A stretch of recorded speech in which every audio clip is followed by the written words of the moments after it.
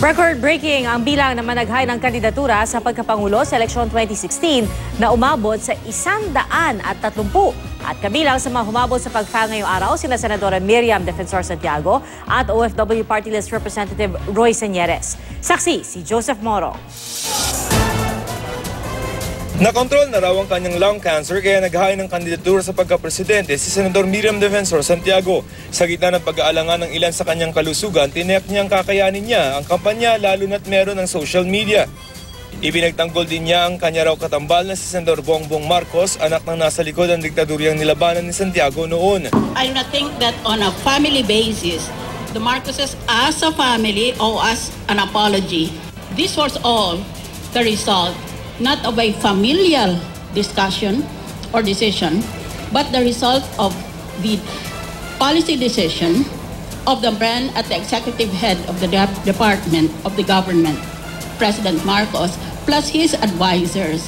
Ikatlong presidential run na ito ni Santiago na pamangalawa kay Fidel Ramos noong 1992 elections at pangpito naman noong 1998 kung kailan nanalo si Joseph Estrada. Naghain na rin ng COC sa pagkapangulo si dating ambassador at ngayong OFW Party List Representative Roy Señeres na tatakbo sa ilalim ng partido ng manggagawa at magsasaka. Bilang kandidato sa pagkapangulo, meron po tayong plataforma sa lahat ng mga issues. Pero ang tututukan natin sa pagtitipon na ito ay yung tungkol sa contractualization. Kabilang din sa gustong tumakbo sa pagkapangulo ang isang kapangalan ng pambato ng LP na si Mar Rojas.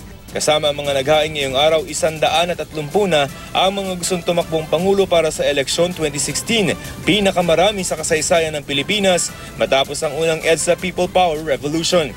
Sa unang pagkakataon may pambato ang PDP laban pero hindi ang miyembrong si Davao City Mayor Rodrigo Duterte kundi ang kapartido niyang si Martin Dino na National Chairman din ng Volunteers Against Crime and Corruption. Napakapalad ko dahil nabigyan po ako ng party nomination ng aming partidong PTB laban to run for President.